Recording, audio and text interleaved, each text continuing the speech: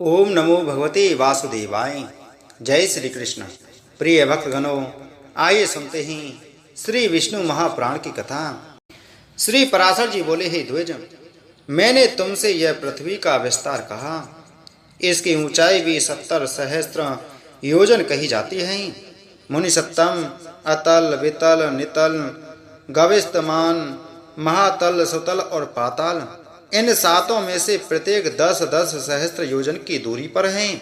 हे मैत्रेय, सुंदर महलों से सुशोभित वहां की भूमियां शुक्ल, कृष्ण, अरुण और पीत वर्ण की तथा शर्करामयी, कंकली की, शैली, पत्थर की और स्वर्णमयी है। हे महामुनि, उसमें दानव, दैत्य, यक्ष और बड़े बड़े नाग आदि को की सैकड़ों जातियां निवास करती हैं। एक बार नारद जी ने पाताल लोक से स्वर्ग में आकर वहां के निवासियों से कहा था कि पाताल तो स्वर्ग से भी अधिक सुंदर है, जहां नागगणों के आभूषणों में सुंदर प्रभा युक्त आह्लाद कारिणी सुमणियां जड़ी हुई हैं। उस पाताल को किसने किसके समान कहें? जहां तहां दैत्य और दानवों की कन्याओं से सुशोभित पाताल लोक में किस मुक्त पुरुष की भी प्रीति न होगी? जहां दिन में सूर्य की किरणें केवल प्रकाश ही करती हैं, घाम नहीं करती, तथा रात में चंद्रमा की किरणों से शीत नहीं होता, केवल चांदनी ही फैलती है।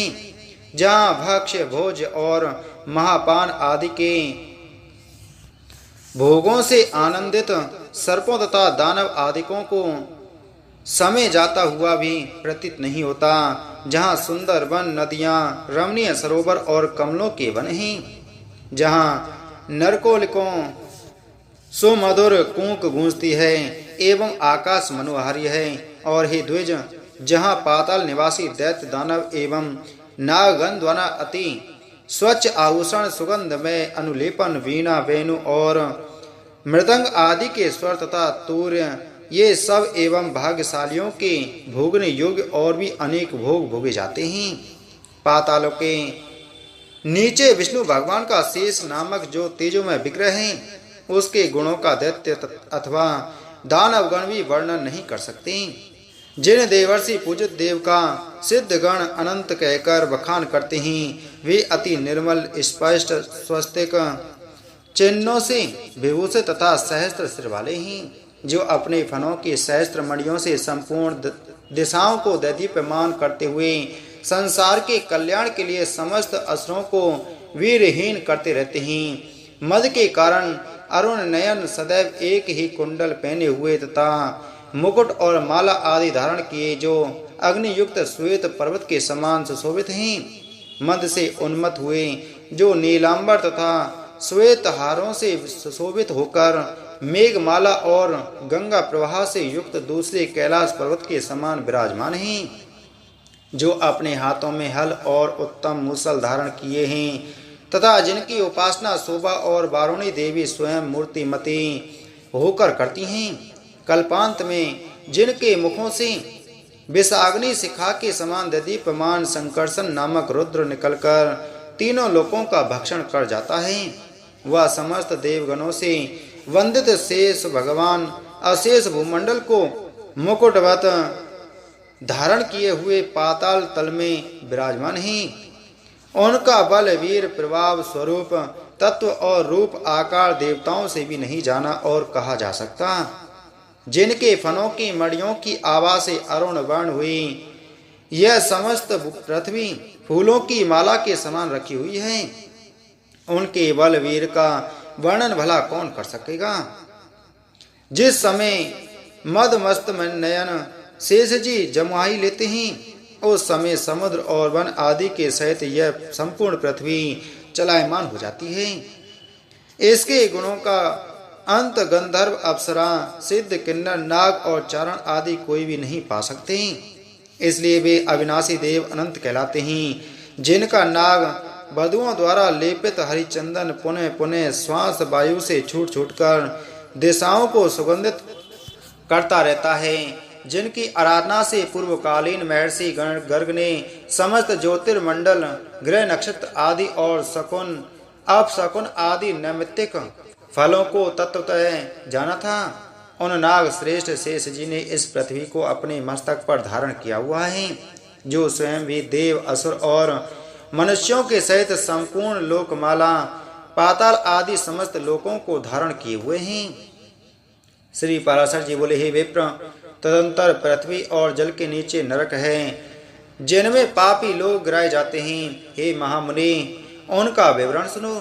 रौरव, शूकर, रोध, ताल, विषसन, महाज्वाल, तप्त कुंभ, लवन, बिलोहित, रुधिराम्ब, बैतरणी, क्रमीश, क्रमी भोजन, असी पत्रवन, कृष्ण, लाला भक्ष, दारुण, पूवह, पाप, वहिनी ज्वाल, अधैसरा, संदंस, कालसूत्र, तमस, आवीची, स्वभोजन, अप्रतिष्ठित और अपृचि, ये सब तथा इनके सिवा और भी अनेकों महाभयंकर नरक हैं, जो यमराज के शासनाधीन हैं और अति दारुण शस्त्र भय तथा अग्नि भय देने वाले हैं, और जिनमें जो पुरुष पापरत होते हैं वे ही गिरते हैं। जो पुरुष कूट साक्षी, झूठा गवाह, अर्थात जानकर भी न बतलाने वाला या कुछ का कुछ कहने वाला होता है, अथवा जो पक्षपात से यथार्थ नहीं बोलता और जो मिथ्या भाषण करता है, वह रौरव आदि नरकों में जाता है। हे मुनिसत्तम, भ्रूण गर्भ नष्ट करने वाली, ग्राम नाशक और गौ हत्यारे लोग रोध नामक नरक में जाते हैं, जो श्वासोच्छ्वास को रोकने वाला है, मदपान करने वाला, ब्रह्मघाती, स्वर्ण चुराने वाला तथा जो पुरुष इनका संग करता है, ये सब सूकर नरक में जाते हैं। क्षत्रिय अथवा वैश्य का वध करने वाला ताल नरक में तथा गुरु स्त्री के साथ गमन करने वाला, भगनी गामी और राजदूतों को मारने वाला पुरुष तप्त कुंड नरक में पड़ता है। सती स्त्री को बेचने वाला, कारागृह रक्षक, अश्व विक्रेता और भक्त पुरुष का त्याग करने वाला, ये सब लोग तप्त लोक नरक में गिरते हैं। पुत्र वधु और पुत्री के साथ विषय करने वाला पुरुष महाज्वाल नरक में गिराया जाता है, तथा जो नराधम गुरुजनों का अपमान करने वाला और उनसे दुर्वचन बोलने वाला होता है, तथा जो वेद की निंदा करने वाला, वेद बेचने वाला या अगम्या स्त्री से सम्मुख करता है, हे द्विज, वे सब लवन नरक में जाते हैं। चोर तथा मर्यादा को उल्लंघन करने वाला पुरुष बिलोहित नरक में गिरता है। देव, द्विज और पितृगण से द्वेष करने वाला तथा रत्न को दूषित करने वाला क्रमी भक्षण नरक में और अनिष्ट यज्ञ करने वाला क्रमीश नरक में जाता है। जो नराधम पितृगण, देवगण और अतिथियों को छोड़कर उनसे पहले भोजन कर लेता है, वह अति उग्र लालाभक्ष नरक में पड़ता है। और बाण बनाने वाला बेधक नरक में जाता है। जो मनुष्य करणी नामक बाण बनाते हैं और जो खड़क आदि शस्त्र बनाने वाले हैं, वे अति दारुण विषसन नरक में गिरते हैं। असत, प्रतिग्रह, दूषित उपायों से धन संग्रह करने वाला, अयाज्य याजक और नक्षत्रोपजीवी, नक्षत्र विद्या को न जानकर भी उसका ढोंग रचने वाला पुरुष अधोमुख नरक में पड़ता है। साहस निष्ठुर कर्म करने वाला पुरुष पूर्व वह नरक में जाता है, तथा पुत्र मित्र आदि की वंचना करके अकेले ही स्वादु भोजन करने वाला और लाख मांस, रस, तिल तथा लवण आदि बेचने वाला ब्राह्मण भी उसी पूर्व वह नरक में गिरता है। हे द्विश्रेष्ठ, बिलाव, कुक्कुट, छाग, अश्व, सूकर तथा पक्षियों को जीविका के लिए पालने से भी पुरुष उसी नरक में जाता है। नट या मल्लवृत्ति से रहने वाला, धीवर का कर्म करने वाला, कुंड, उपपति से उत्पन्न संतान का अन्न खाने वाला, विष देने वाला, चुगलखोर, स्त्री की असह्य वृत्ति के आश्रय रहने वाला, धन आदि के लोभ से बिना पर्व के अमावस्या आदि पर्व दिनों का कार्य करने वाला, द्विज, घर में आग लगाने वाला, मित्र की हत्या करने वाला, शकुन आदि बताने वाला, ग्राम का पुरोहित तथा सौ मदरा बेचने वाला, ये सब रुधिरांध नरक में गिरते हैं। यज्ञ अथवा ग्राम को नष्ट करने वाला पुरुष बैतरणी नरक में पड़ता है। तथा जो लोग वीरपात आदि करने वाले, केतों की बाढ़ तोड़ने वाले, अपवित्र और छल वृत्ति के आश्रय रहने वाले होते हैं, वे कृष्ण नरक में गिरते हैं। जो व्रता ही वनों को काटता है वह असी पत्र वन नरक में जाता है। मेषोपजीवी गडरिये और व्याधगण वहने ज्वाल नरक में गिरते हैं। तथा ही द्विज जो कच्चे घड़ों अथवा ईंट आदि को पकाने के लिए उनमें अग्नि डालते हैं, वे भी उस बहने ज्वाल नरक में ही जाते हैं। व्रतों को लोप करने वाले तथा अपने आश्रम से पतित दोनों ही प्रकार के पुरुष संदस नामक नरक में गिरते हैं। जिन ब्रह्मचारियों का दिन में तथा सोते समय बुरी भावना से वीरपात हो जाता है, अथवा जो अपने ही पुत्रों से पढ़ते हैं, वे लोग स्वभोजन नरक में गिरते हैं। इस प्रकार ये तथा अन्य सैकड़ों हजारों नरक हैं, जिनमें दुष्कर्मी लोग नाना प्रकार की यातनाएं भोगा करते हैं। उन उपयुक्त पापों के समान और भी सहस्त्रों पाप कर्म हैं। उनके फल मनुष्य भिन्न भिन्न नरकों में भोगा करते हैं। जो लोग अपने वर्णाश्रम धर्म के विरुद्ध मन वचन अथवा कर्म से कोई आचरण करते हैं, वे नरक में गिरते हैं। अधोमुख नरक निवासियों को स्वर्ग लोक में देवगण दिखाई दिया करते हैं, और देवता लोग नीचे के लोकों में नारकी जीवों को देखते हैं। पापी लोग नरक भोग के अनंतर क्रम से स्थावर क्रमी जलचर पक्षी पशु मनुष्य धार्मिक पुरुष देवगण तथा मुमुक्षु होकर जन्म ग्रहण करते हैं। हे महाभाग, मुमुक्षु पर्यंत इन सब में दूसरों की अपेक्षा पहले प्राणी संख्या में सहस्त्र गुण अधिक हैं। जितने जीव स्वर्ग में हैं उतने ही नरक में हैं। जो पापी पुरुष अपने पाप का प्रायश्चित नहीं करते, वे ही नरक में जाते हैं।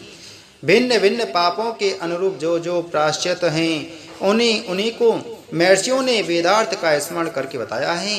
हे मैत्रेय, स्वयंभू मनु आदि स्मृतिकारों ने महान पापों के लिए महान और अल्पों के लिए अल्प प्रायश्चितों की व्यवस्था की है। किंतु जितने भी तपस्यात्मक और कर्मात्मक प्रायश्चित हैं, उन सब में श्री कृष्ण स्मरण सब श्रेष्ठ हैं। जिस पुरुष के चित्त में पाप कर्म के अनंतर पश्चाताप होता है, उसके लिए ही प्रायश्चितों का विधान है। किंतु यह हरि स्मरण तो एकमात्र स्वयं ही परम प्रायश्चित है। प्रातः काल, सायंकाल, रात्रि में अथवा मध्याह्न में किसी भी समय श्री नारायण का स्मरण करने से पुरुष के समस्त पाप तत्काल क्षीण हो जाते हैं। श्री विष्णु भगवान के स्मरण से समस्त पाप राशि के भस्म हो जाने से पुरुष मोक्ष पद प्राप्त कर लेता है। स्वर्ग लाभ तो उसके लिए विघ्न रूप माना जाता है।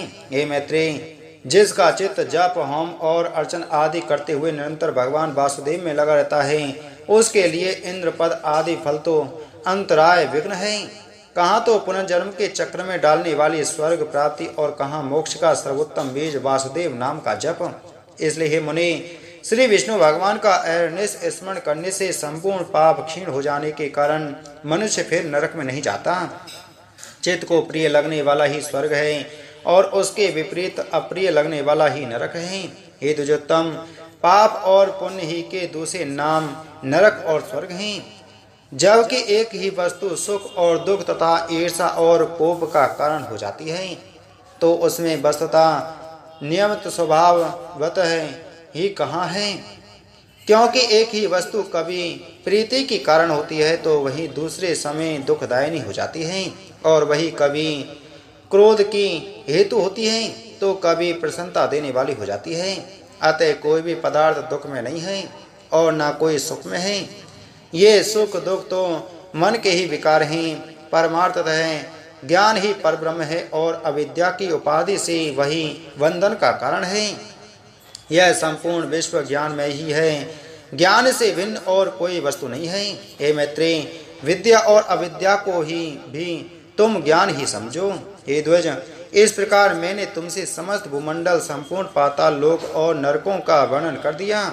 समुद्र, पर्वत, द्वीप, वर्ष और नदियाँ, इन सभी की मैंने संक्षेप से व्याख्या कर दी। अब तुम और क्या सुनना चाहते हो? श्री मैत्रेय जी बोले, ब्राह्मण, आपने मुझसे समस्त भूमंडल का वर्णन किया। हे मुनि, अब मैं भुवर लोक आदि समस्त लोकों के विषय में सुनना चाहता हूँ। हे महाभाग, मुझ जिज्ञासु से आप ग्रह गण की स्थिति तथा उसके परिमाण आदि का यथावत वर्णन कीजिए। श्री पराशर जी बोले, जितनी दूर तक सूर्य और चंद्रमा की किरणों का प्रकाश जाता है, समुद्र, नदी और पर्वत आदि से युक्त उतना प्रदेश पृथ्वी कहलाता है। हे द्विज, जितना पृथ्वी का विस्तार और परिमंडल घेरा है, उतना ही विस्तार और परिमंडल भुवर लोक का भी है। हे मैत्रेय, पृथ्वी से 1,00,000 योजन दूर सूर्य मंडल है और सूर्य मंडल से भी 1,00,000 योजन के अंतर पर चंद्र मंडल है। चंद्रमा से पूरे 100,000 1,00,000 योजन ऊपर संपूर्ण नक्षत्र मंडल प्रकाशित हो रहा है। हे ब्रह्मन, नक्षत्र मंडल से 2,00,000 योजन ऊपर बुध और बुध से भी 2,00,000 योजन ऊपर शुक्र स्थित है। शुक्र से इतनी ही दूरी पर मंगल है और मंगल से भी 2,00,000 योजन ऊपर बृहस्पति है। हे द्विजोत्तम, बृहस्पति जी से 2,00,000 योजन ऊपर शनि है और शनि से 1,00,000 योजन के अंतर पर सप्तऋषि मंडल है तथा सप्तऋषियों से भी 100,000 योजन ऊपर समस्त ज्योति चक्र की नाभि रूप ध्रुव मंडल स्थित है। हे महामुनि, मैंने तुमसे यह त्रिलोकी की उच्चता के विषय में वर्णन किया। यह त्रिलोकी यज्ञ फल की भोग भूमि है और यज्ञानुष्ठान की स्थिति इस भारतवर्ष में ही है। ध्रुव से 1 करोड़ योजन ऊपर महरलोक है, जहाँ कल्पांत पर्यंत रहने वाले भृगु आदि सिद्धगण रहते हैं।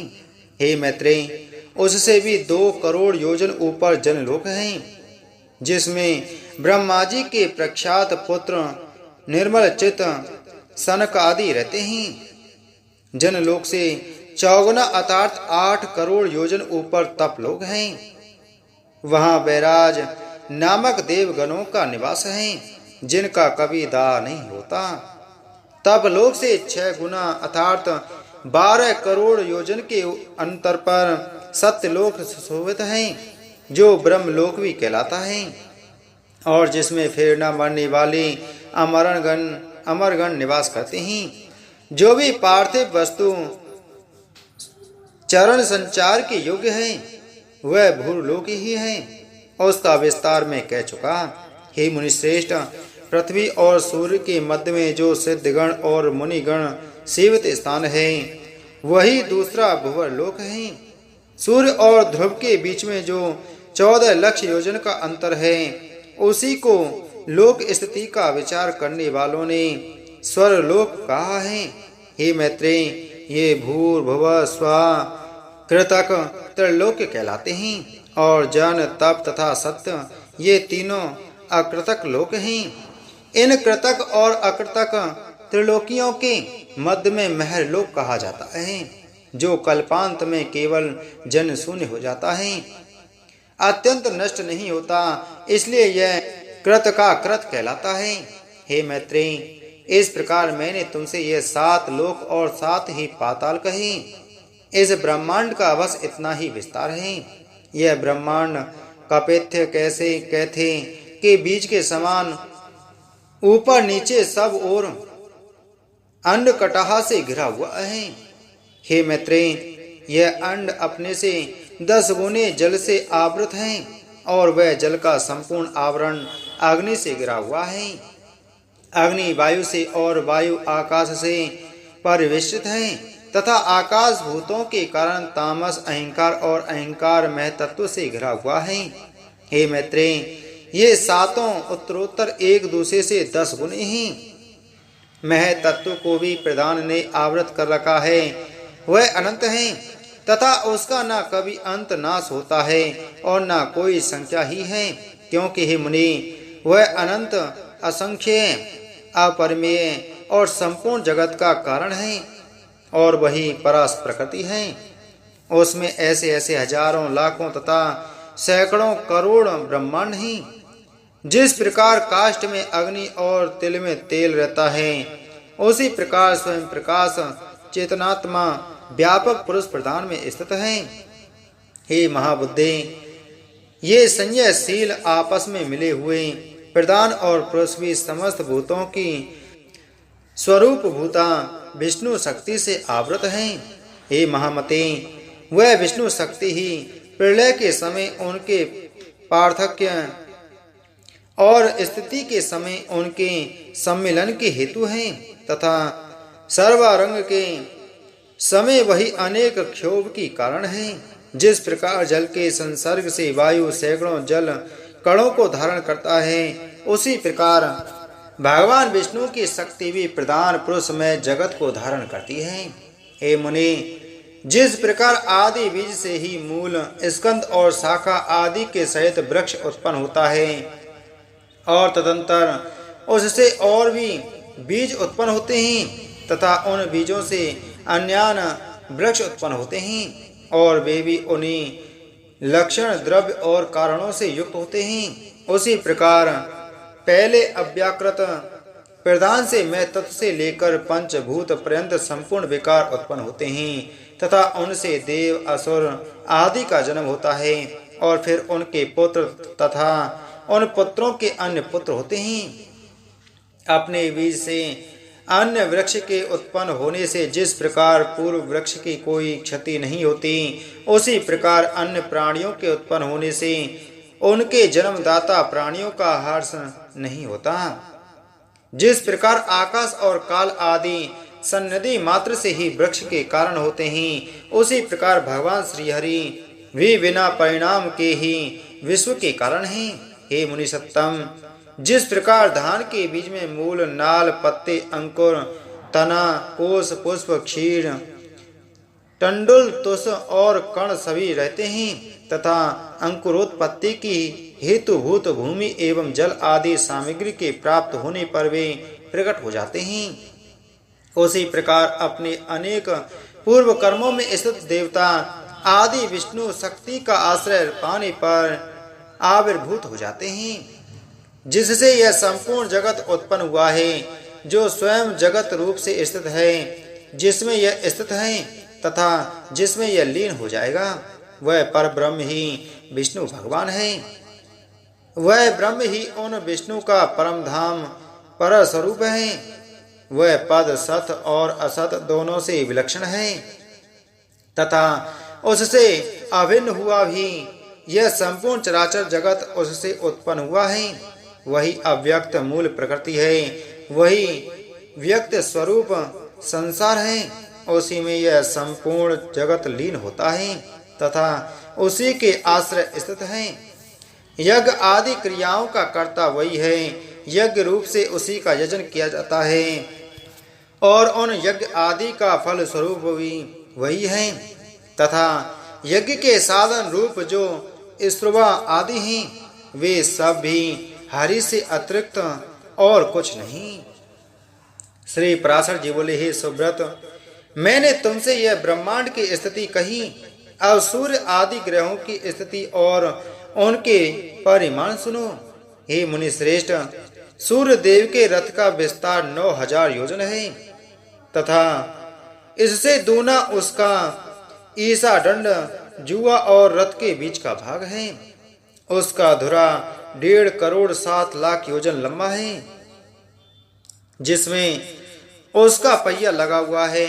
उस पूर्वाह, मध्याह्न और अपराह्न 3 नाभि, परिवर्षर आदि 5 अरे और षड ऋतु रूप 6 नेमि वाले अक्षय स्वरूप संवत्सरात्मक चक्र में संपूर्ण काल चक्र स्थित हैं। 7 छंद ही उसके घोड़े हैं। उनके नाम सुनो, गायत्री, बृहति, उष्णिक, जगती, त्रिष्टुप, अनुष्टुप और पंक्ति, ये छंद ही सूर्य के 7 घोड़े कहे गए हैं। हे महामते, भगवान सूर्य के रथ का दूसरा धुरा 45.5 सहस्त्र योजन लंबा है। दोनों धुरों के परिमाण के तुल्य ही उसके युगार्धों जुओं का परिमाण है। इनमें से छोटा धुरा उस रथ के एक युगार्ध जुए के सहित ध्रुव के आधार पर स्थित है और दूसरे धुरे का चक्र मानसोत्तर रथ पर स्थित है। इस मानसोत्तर पर्वत के पूर्व में इंद्र की दक्षिण में, यम की पश्चिम में, वरुण की और उत्तर में चंद्रमा की पुरी है। उन पुरियों के नाम सुनो। इंद्र की पुरी वसवाक सारा है, यम की संयमनी है, वरुण की सुका है तथा चंद्रमा की विवाहवरी है।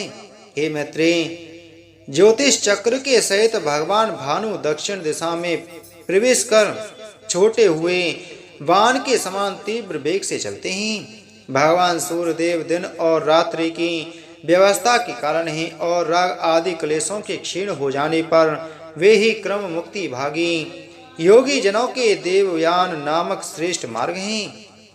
हे मैत्रेय, सभी द्वीपों में सर्वदा मध्याह्न तथा मध्य रात्रि के समय सूर्यदेव मध्य आकाश में सामने की ओर रहते हैं। इसी प्रकार उदय और अस्त भी सदा एक दूसरे के सम्मुख ही होते हैं। हे ब्रह्मन, समस्त दिशा और विदिशाओं में जहाँ के लोग रात्रि का अंत होने पर सूर्य को जिस स्थान पर देखते हैं उनके लिए वह उसका उदय होता है, और जहाँ दिन के अंत में सूर्यास्त तिरोभाव होता है वही उसका अस्त कहा जाता है। सर्वदा एक रूप से स्थित सूर्यदेव का वास्तव में ना उदय होता है और ना अस्त, बस उनका देखना और ना देखना ही उनके उदय और अस्त हैं। मध्य काल में इंद्र आदि में से किसी की पुरी पर प्रकाश होते हुए सूर्यदेव पार्श्ववर्ती दो पुरियों के सहित तीन पुरियों और दो कोणों विदिशाओं को प्रकाशित करते हैं। इसी प्रकार अग्नि आदि कोणों में से किसी एक कोण में प्रकाशित होते हुए वे पार्श्ववर्ती दो कोणों के सहित तीन कोण और दो पुरियों को प्रकाशित करते हैं। सूर्यदेव उदय होने के अनंतर मध्य पर्यंत अपनी बढ़ती हुई किरणों से तपते हैं और फिर क्षीण होते हुए किरणों से अस्त हो जाते हैं। सूर्य के उदय और अस्त से ही पूर्व तथा पश्चिम दिशाओं की व्यवस्था हुई है। वास्तव में तो वे जिस प्रकार पूर्व में प्रकाश करते हैं उसी प्रकार पश्चिम तथा पार्श्ववर्ती उत्तर और दक्षिण दिशाओं में भी करते हैं। सूर्य देव पर्वत सुमेरु के ऊपर स्थित ब्रह्मा जी की सभा के अतिरिक्त और सभी स्थानों को प्रकाशित करते हैं। उनकी जो किरणें ब्रह्मा जी की सभा में जाती हैं वे उसके तेज से निरस्त होकर उल्टी लौट आती हैं। सुमेरु पर्वत समस्त द्वीप और वर्षों के उत्तर में है, इसलिए उत्तर दिशा में मेरु पर्वत पर सदा एक ओर दिन और दूसरी ओर रात रहती है। रात्रि के समय सूर्य के अस्त हो जाने पर उसका तेज अग्नि में प्रविष्ट हो जाता है, इसलिए उस समय अग्नि दूर ही से प्रकाशित होने लगता है। इसी प्रकार हे द्विज, दिन के समय अग्नि का तेज सूर्य में प्रविष्ट हो जाता है, अतः अग्नि के संयोग से ही सूर्य अत्यंत प्रखरता से प्रकाशित होता है। इस प्रकार सूर्य और अग्नि के प्रकाश तथा उष्णता में तेज परस्पर मिलकर दिन रात में वृद्धि को प्राप्त होते रहते हैं। मेरु के दक्षिणी और उत्तरी भूमध्य द्रव में सूर्य के प्रकाशित होते समय अंधकारमयी रात्रि और प्रकाशमय दिन क्रमशः जल में प्रवेश कर जाते हैं। दिन के समय रात्रि के प्रवेश करने से ही कुछ जल ताम्रवर्ण दिखाई देता है, किंतु सूर्य अस्त हो जाने पर उसमें दिन का प्रवेश हो जाता है। इसलिए दिन के प्रवेश के कारण ही रात्रि के समय वह शुक्ल वर्ण हो जाता है।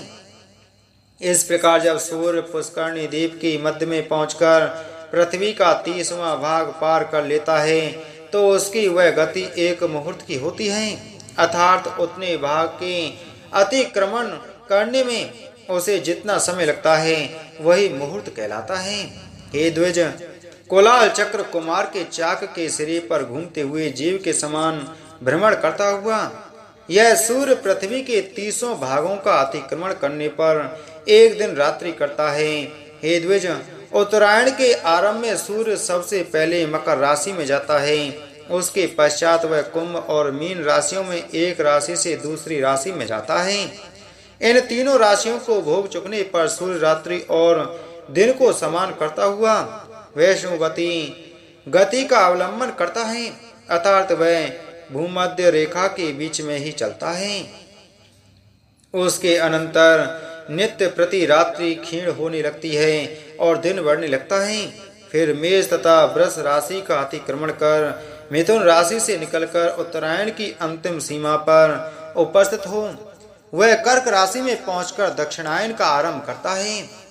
जिस प्रकार कुलाल चक्र के सिरे पर स्थित जीव अति शीघ्रता से घूमता है, उसी प्रकार सूर्य भी दक्षिणायन को पार करने में अति शीघ्रता से चलता है। अतः वह अति शीघ्रता पूर्वक वायु वेग से चलते हुए अपने उत्कृष्ट मार्ग को थोड़े समय में ही पार कर लेता है। हे द्विज, दक्षिणायन के दिन के समय शीघ्रता पूर्वक चलने से उस समय के 13.5 नक्षत्रों को सूर्य 12 मुहूर्तों में पार कर लेता है, किंतु रात्रि के समय मंदगामी होने से उतने ही नक्षत्रों को 18 मुहूर्तों में पार करता है। कोलाल चक्र के मध्य में स्थित जीव जिस प्रकार धीरे धीरे चलता है, उसी प्रकार उत्तरायण के समय सूर्य मंद गति से चलता है। इसलिए उस समय वह थोड़ी सी भूमि भी अति दीर्घ काल में पार करता है। अतः उत्तरायण का अंतिम दिन 18 मुहूर्त का होता है। उस दिन भी सूर्य अति मंद गति से चलता है और ज्योतिष चक्रधार के 13.5 नक्षत्रों को एक दिन में पार करता है, किंतु रात्रि के समय वह उतने ही 13.5 नक्षत्रों को 12 मुहूर्त में ही पार कर लेता है। अतः जिस प्रकार नाभि देश में चक्र के मंद मंद घूमने से वहां का मृत पिंड भी मंद गति से घूमता है, उसी प्रकार ज्योतिष चक्र के मध्य में स्थित ध्रुव अति मंद गति से घूमता है। हे मैत्रेय, जिस प्रकार कुलाल चक्र की नाभि अपने स्थान पर ही घूमती रहती है, उसी प्रकार ध्रुव भी अपने स्थान पर ही घूमता रहता है। इस प्रकार उत्तर तथा दक्षिण सीमाओं के मध्य में मंडलाकार घूमते रहने से सूर्य की गति दिन अथवा रात्रि के समय मंद अथवा शीघ्र हो जाती है। जिस अयन में सूर्य की गति दिन के समय मंद होती है, उसमें रात्रि के समय शीघ्र होती है, तथा जिस समय रात्रि काल में शीघ्र होती है, उस समय दिन में मंद हो जाती है। हे द्विज, सूर्य को सदा एक बराबर मार्ग ही पार करना पड़ता है। एक दिन रात्रि में यह समस्त राशियों का भोग कर लेता है। सूर्य 6 राशियों को रात्रि के समय भोगता है और 6 को दिन के समय। राशियों के परिणाम अनुसार ही दिन का बढ़ना घटना होता है तथा रात्रि की लघुता दीर्घता भी राशियों के परिमाण से ही होती है। राशियों के भोगानुसार ही दिन अथवा रात्रि की लघुता अथवा दीर्घता होती है। उत्तरायण में सूर्य की गति रात्रि काल में शीघ्र होती है तथा दिन में मंद, दक्षिणायन में उसकी गति इसके विपरीत होती है। रात्रि ऊंसा कहलाती है तथा दिन व्युष्टि प्रभात कहलाता है। इन ऊंसा तथा व्युष्टि के बीच के मध्य को संध्या कहते हैं। इस अति दारुण और भयानक संध्या काल के उपस्थित होने पर मंदेहा नामक भयंकर राक्षस गण सूर्य को खाना चाहता है। हे मैत्रेय, उन राक्षसों को प्रजापति का यह शाप है कि उनका शरीर अक्षय रहकर भी मरण नित्य प्रति हो। अतः संध्या काल में उनका सूर्य से अति भीषण युद्ध होता है। हे महामुनि, उस समय द्विजोत्तम गण जो ब्रह्म स्वरूप ओंकार तथा गायत्री से आमंत्रित जल छोड़ते हैं, उस वज्र स्वरूप जल से वे दुष्ट राक्षस दग्ध हो जाते हैं। अग्निहोत्र में जो सूर्य ज्योति इत्यादि मंत्र से प्रथम आहुति दी जाती है, उससे सहस्त्रांशु दिन नाथ दीप्यमान हो जाते हैं। ओंकार, विश्व, तेजस और ज्ञान प्रयाग रूप 3 धामों से युक्त भगवान विष्णु हैं तथा संपूर्ण वाणियों वेदों का अधिपति हैं। उसके उच्चारण मात्र से ही वे राक्षस गण नष्ट हो जाते हैं। सूर्य विष्णु भगवान का अति श्रेष्ठ अंश और विकार रहित अंत ज्योति स्वरूप है। ओंकार उसका वाचक है और वह उसे उन राक्षसों के वध में अत्यंत प्रेरित करने वाला है। उस ओंकार की प्रेरणा से अति प्रदीप्त होकर वह ज्योति मंदेहा नामक संपूर्ण पापी राक्षसों को दग्ध कर देती है। इसलिए संध्या उपासना कर्म का उल्लंघन कभी न करना चाहिए। जो पुरुष संध्योपासना नहीं करता वह भगवान सूर्य का घात करता है। तदंतर उन राक्षसों का वध करने के पश्चात भगवान सूर्य संसार के पालन में प्रवृत्त हो बाल खिल आदि ब्राह्मणों से सुरक्षित होकर गमन करते हैं। 15 निमेष की एक काष्ठा होती है और 30 काष्ठा की एक कला गिनी जाती है। 30 कलाओं का एक मुहूर्त होता है और 30 मुहूर्तों के संपूर्ण रात्रि दिन होते हैं। दिनों का हास अथवा वृद्धि क्रमशः प्रातः काल, मध्याह्न काल आदि दिवसांशों के हास वृद्धि के कारण होते हैं, किंतु दिनों के घटते बढ़ते रहने पर भी संध्या सर्वदा समान भाव से एक मुहूर्त की ही होती है। उदय से लेकर सूर्य के 3 मुहूर्त की गति के काल को प्रातः काल कहते हैं। यह संपूर्ण दिन का 5वां भाग होता है। इस प्रातः काल के अनंतर 3 मुहूर्त का समय संगव कहलाता है तथा संगव काल के पश्चात 3 मुहूर्त का मध्याह्न होता है। मध्याह्न काल से पीछे का समय अपराह्न कहलाता है। इस काल भाग को भी बुद्ध जन 3 मुहूर्त का ही बताते हैं। अपराह्न के बीतने पर सायाह्न आता है। इस प्रकार संपूर्ण दिन में 15 मुहूर्त और प्रत्येक दिवसांश में 3 मुहूर्त होते हैं। वैशुवत दिवस 15 मुहूर्त का होता है, किंतु उत्तरायण और दक्षिणायन के क्रमशः उसके वृद्धि और ह्रास होने लगते हैं। इस प्रकार उत्तरायण में दिन रात्रि का ग्रास करने लगता है और दक्षिणायन में रात्रि दिन का ग्रास करने लगती है। शरद और बसंत ऋतु के मध्य में सूर्य के तुला अथवा मेष राशि में जाने पर विषुव होता है। उस समय दिन और रात्रि समान होते हैं। सूर्य के कर्क राशि में उपस्थित होने पर दक्षिणायन कहा जाता है और उसके मकर राशि पर आने से उत्तरायण कहलाता है। हे ब्राह्मण, मैंने जो 30 मुहूर्त के एक रात्रि दिन कहे हैं, ऐसे 15 रात्रि दिवस का एक पक्ष कहा जाता है। 2 पक्ष का एक मास होता है। 2 सौर मास की एक ऋतु और 3 ऋतु का एक अयन होता है तथा 2 अयन ही मिलाकर एक वर्ष कहलाते हैं। और सावन, चांद्र तथा नक्षत्र, इन 4 प्रकार के मासों के अनुसार विविध रूप से कल्पित संवत्सर आदि 5 प्रकार के वर्ष युग कहलाते हैं। यह युग ही मल मास आदि सब प्रकार के काल निर्णय का कारण कहा जाता है। उसमें पहला संवत्सर, दूसरा परिवत्सर, तीसरा इंद्वत्सर और चौथा अनुवत्सर और 5वां वत्सर है। यह काल युग नाम से विख्यात हैं। श्वेत वर्ष के उत्तर में जो श्रृंगवान नाम से विख्यात पर्वत है, उसके 3 श्रृंग हैं, जिनके कारण यह श्रृंगवान कहा जाता है। उनमें से एक श्रृंग उत्तर में, एक दक्षिण में तथा एक मध्य में है। मध्य श्रृंग ही वैशुवत है।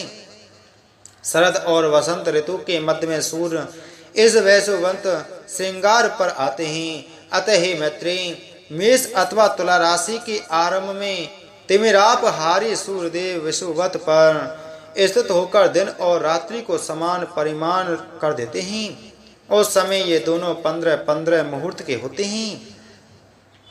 हे मुनि, जिस समय सूर्य कृतिका नक्षत्र के प्रथम भाग अर्थात मेष राशि के अंत में तथा चंद्रमा निश्चय ही विशाखा के चतुर्थांश अर्थात वृश्चिक के आरंभ में हो, अथवा जिस समय सूर्य विशाखा के तृतीय भाग अर्थात तुला के अंतिम अंश का भोग करते हों और चंद्रमा कृतिका के प्रथम भाग अर्थात मेषांत में स्थित जान पड़े, तभी यह विषुव नामक अति पवित्र काल कहा जाता है। इस समय देवता, ब्राह्मण और पितृगण के उद्देश्य से संयचित होकर दान आदि देने चाहिए। यह समय दान ग्रहण के लिए मानव देवताओं के खुले हुए मुख के समान है। अतः विषुव काल में दान करने वाला मनुष्य कृत्य हो जाता है। याग आदि के काल निर्णय के लिए दिन, रात्रि, पक्ष, काला, काष्ठा और क्षण आदि का विषय भली प्रकार जानना चाहिए। राका और अनुमति 2 प्रकार की पूर्णमासी तथा सिनी वाली और कुहू को 2 प्रकार की अमावस्या होती हैं।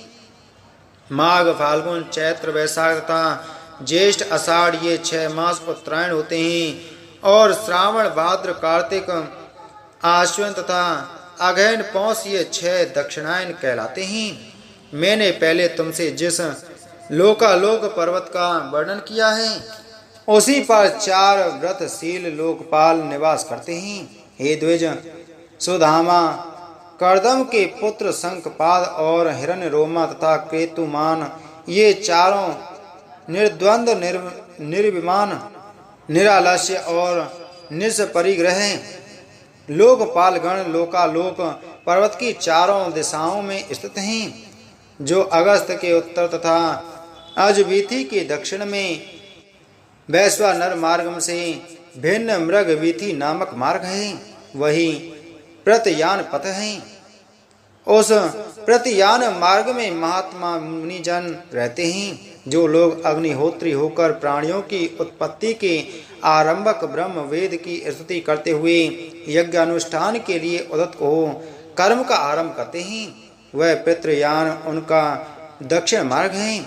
वे युग युगांतर में विच्छिन्न हुए वैदिक धर्म की संतान तपस्या, वर्णाश्रम, मर्यादा और विविध शास्त्रों के द्वारा पुनः स्थापना करते हैं। पूर्वतन धर्म प्रवर्तक ही उसके उत्तरकालीन संतान के यहाँ उत्पन्न होते हैं और फिर उत्तरकालीन धर्म प्रचारकगण अपने यहाँ संतान रूप से उत्पन्न हुए अपने पितृगण के कुलों में जन्म लेते हैं। इस प्रकार वे व्रतशील महर्षिगण चंद्रमा और तारागण की स्थिति पर्यंत सूर्य के दक्षिण मार्ग में पुनः पुनः आते जाते रहते हैं। नागवीथी के उत्तर और सप्तर्षियों के दक्षिण में जो सूर्य का उत्तरीय मार्ग है उसे वेदयान मार्ग कहते हैं। उसमें जो प्रसिद्ध निर्मल स्वभाव और जितेंद्रिय ब्रह्मचारीगण निवास करते हैं वे संतान की इच्छा नहीं करते, अतः उन्होंने मृत्यु को जीत लिया है। सूर्य के उत्तर मार्ग में 80,000 ऊर्ध्वरेता मुनिगण प्रलय काल पर्यंत निवास करते हैं। उन्होंने लोभ के असंयोग, मैथुन के त्याग, इच्छा और द्वेष की अप्रवृत्ति, कर्मानुष्ठान के त्याग, काम वासना के असंयोग और शब्द आदि विषयों के दोष दर्शन इत्यादि कारणों से शुद्ध चित होकर अमरता प्राप्त कर ली है। भूतों के प्रलय पर्यंत स्थित रहने को ही अमरता कहते हैं। त्रिलोकी की स्थिति तक के इस काल को ही अनुपमार्ग पुनः मृत्यु रहित कहा जाता है। हे द्विज, ब्रह्म हत्या और अश्वमेघ यज्ञ से जो पाप और पुण्य होते हैं उनका फल प्रलय पर्यंत कहा गया है। हे मैत्रेय, जितने प्रदेश में ध्रुव स्थित है पृथ्वी से लेकर उस प्रदेश पर्यंत संपूर्ण देश प्रलय काल में नष्ट हो जाता है। सप्त ऋषियों से उत्तर दिशा में ऊपर की ओर जहाँ ध्रुव स्थित है वह अति तेजोमय स्थान ही आकाश में विष्णु भगवान का तीसरा दिव्य धाम है। हे विप्र, पुण्य पाप के क्षीण हो जाने पर दोष पंग शून्य संयतात्मा मुनि जनों का यही परम स्थान है। पाप पुण्य के निवृत्त हो जाने तथा देह प्राप्ति के संपूर्ण कारणों के नष्ट हो जाने पर प्राणीगण जिस स्थान पर जाकर फिर शोक नहीं करते वही भगवान विष्णु का परम पद है। जहाँ भगवान की समान ऐश्वर्यता से प्राप्त हुए योग द्वारा सतेज होकर धर्म और ध्रुव आदि लोक साक्षी गण निवास करते हैं वही भगवान विष्णु का परम पद है। हे मैत्रेय, जिसमें यह भूत भविष्य और वर्तमान चराचर जगत ओतप्रोत हो रहा है वही भगवान विष्णु का परम पद है। जो तल्लीन योगी जनों को आकाश मंडल के दीप्यमान सूर्य के समान सबके प्रकाश रूप से प्रतीत होता है तथा जिसका विवेक ज्ञान से ही प्रत्यक्ष होता है वही भगवान विष्णु का परम पद है। हे द्विज, उस विष्णु पद में ही सबके आधारभूत परम तेजस्वी ध्रुव स्थित है तथा ध्रुव जी में समस्त नक्षत्रों में मेघ और मेघों में वृष्टि आश्रित है। हे महामुनि, उस वृष्टि से ही समस्त सृष्टि का पोषण और संपूर्ण देव मनुष्य आदि प्राणियों की पुष्टि होती है। तदंतर गौ आदि प्राणियों से उत्पन्न दुग्ध और घृत आदि की आहुतियों से परितुष्ट अग्निदेव ही प्राणियों की स्थिति के लिए पुनः वृष्टि के कारण होते हैं। इस प्रकार विष्णु भगवान का यह निर्मल तृतीय लोक ध्रुव ही त्रिलोकी का आधारभूत और वृष्टि का आदि कारण है। हे ब्रह्मन, इस विष्णु पद से ही देवांगनाओं के अंगराग से पांडुरवर्ण हुई सी सर्व पापाहारिणी से गंगा जी उत्पन्न हुई हैं। श्री विष्णु भगवान के वाम चरण कमल के अंगूठे के नख रूप स्त्रोत से निकली हुई उन गंगा जी को ध्रुव दिन रात अपने मस्तक पर धारण करता है। तदंतर जिनके जल में खड़े होकर प्राणायाम परायण सप्त ऋषिगण उनकी तरंग भंगी से जटा कलाप की कंपायमान होते हुए अगमर्षण मंत्र का जप करते हैं तथा जिनके विस्तृत जल समूह से आप्लावित होकर चंद्रमंडल क्षय के अनंतर पुनः पहले से भी अधिक कांति धारण करता है, वे श्री गंगा जी चंद्रमंडल से निकलकर मेरु पर्वत के ऊपर गिरती हैं और संसार को पवित्र करने के लिए चारों दिशाओं में जाती हैं। चारों दिशाओं में जाने से वे एक ही सीता, अलकनंदा, चक्षु और भद्रा इन चार वेदों वाली हो जाती हैं। जिसके अलकनंदा नामक दक्षिणीय वेद को भगवान शंकर ने अत्यंत प्रीति पूर्वक 100 वर्ष से भी अधिक अपने मस्तक पर धारण किया था, जिसने श्री शंकर के जटा कलाप से निकलकर पापी सगर पुत्रों के अस्थि चूर्ण को अल्पावित किया कर उन्हें स्वर्ग में पहुंचा दिया। हे मैत्रेय, जिसके जल में स्नान करने से शीघ्र ही समस्त पाप नष्ट हो जाते हैं और अपूर्व पुण्य की प्राप्ति होती है, जिसके प्रवाह में पुत्रों द्वारा पितरों के लिए श्रद्धा पूर्वक किया हुआ एक दिन का भी तर्पण उन्हें 100 वर्ष तक दुर्लभ तृप्ति देता है। हे द्विज, जिसके तट पर राजाओं ने महायज्ञों से यज्ञेश्वर भगवान पुरुषोत्तम का यजन करके यह लोक और स्वर्ग लोक में परम सिद्धि लाभ की है, जिसके जल में स्नान करने से निष्पाप हुए यति जनों के भगवान श्री केशव में चित लगाकर अच्युतम निर्वाण पद प्राप्त किया है, जो अपना श्रवण, इच्छा, दर्शन, स्पर्श, जलपान, स्नान तथा यशोगान करने से ही नित्य प्रति प्राणियों को पवित्र करती रहती है तथा जिसका गंगा गंगा ऐसा नाम 100 योजन की दूरी से भी उच्चारण किए जाने पर जीव के 3 जन्मों के संचित पापों को नष्ट कर देता है। त्रिलोकी को पवित्र करने में समर्थ वह गंगा जिससे उत्पन्न हुई है, वही भगवान का तीसरा परम पद है। इसी के साथ आज की हमारी श्री विष्णु महापुराण की कथा संपूर्ण हुई। बोल विष्णु पुराण की जय, बोल विष्णु भगवान की जय।